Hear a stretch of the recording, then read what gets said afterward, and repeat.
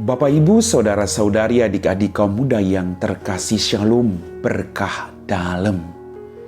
Hari ini saya mengajak Anda untuk kembali mendengarkan dan merenungkan firman Tuhan. Semoga Anda semua selalu dalam keadaan sehat, penuh dengan sukacita. Maka mari kita siapkan hati kita. Tuhan sertamu dan sertamu juga. Inilah Injil Yesus Kristus menurut Santo Markus. Dimuliakanlah Tuhan. Sekali peristiwa, sampailah Yesus dan murid-muridnya di seberang danau Galilea di daerah orang Gerasa. Baru saja Yesus turun dari perahu, datanglah kepadanya seorang yang kerasukan roh jahat dari pekuburan.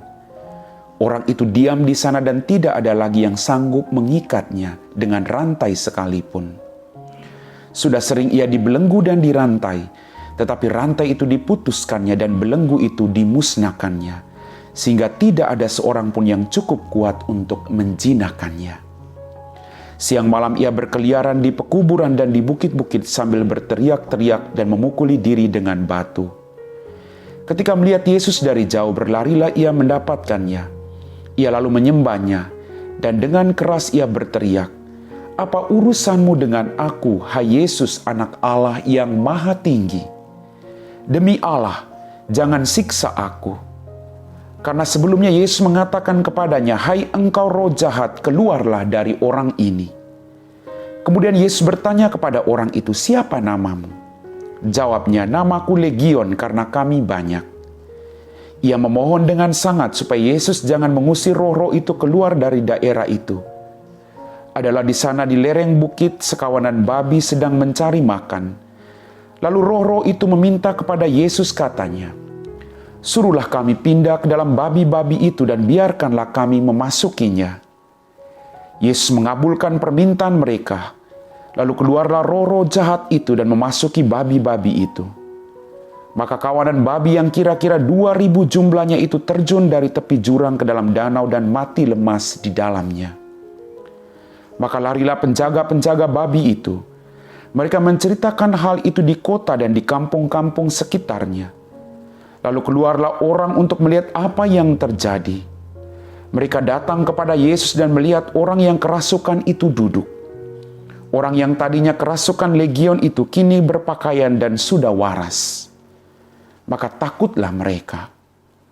Orang-orang yang melihat sendiri hal itu menceritakan apa yang telah terjadi atas orang yang kerasukan setan itu dengan babi-babi itu. Lalu mereka mendesak Yesus supaya meninggalkan daerah mereka. Pada waktu Yesus naik lagi ke dalam perahu, orang yang tadinya kerasukan setan itu meminta supaya ia berkenan menyertai Yesus. Tetapi Yesus tidak memperkenankannya. Yesus berkata kepada orang itu, "Pulanglah ke rumahmu, kepada orang-orang sekampungmu, dan beritahukanlah kepada mereka segala yang telah diperbuat Tuhan atasmu. Dan ceritakanlah bagaimana ia telah mengasihani engkau." Orang itu pun pergi dan mulai memberitakan di daerah Dekapolis segala yang telah diperbuat Yesus atas dirinya. Dan mereka semua menjadi heran. Demikianlah sabda Tuhan.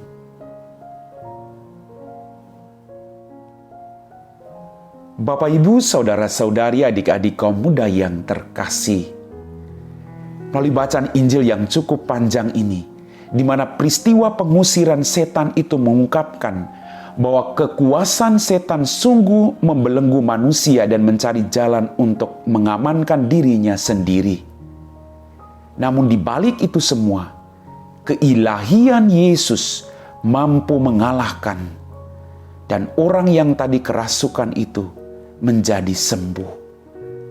Bapak, Ibu, Saudara-saudariku yang terkasih, mari kita datang kepada Tuhan. Agar apapun yang menjadi persoalan dan pergumulan kita boleh mengalami keilahian Tuhan dalam kehidupan kita. Tidak ada sesuatu yang tidak mungkin bagi Tuhan.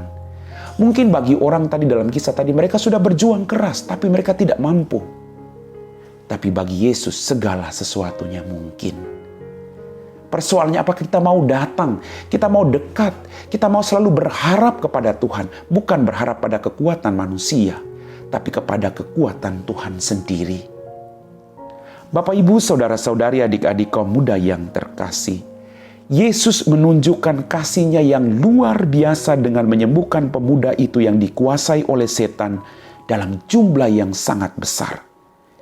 Yesus mendekatinya dengan penuh kasih sembari berpesan supaya menceritakan semua hal yang telah diperbuatnya itu kepada kaum keluarga dan orang-orang di kampungnya. Yesus datang dengan penuh belas kasih.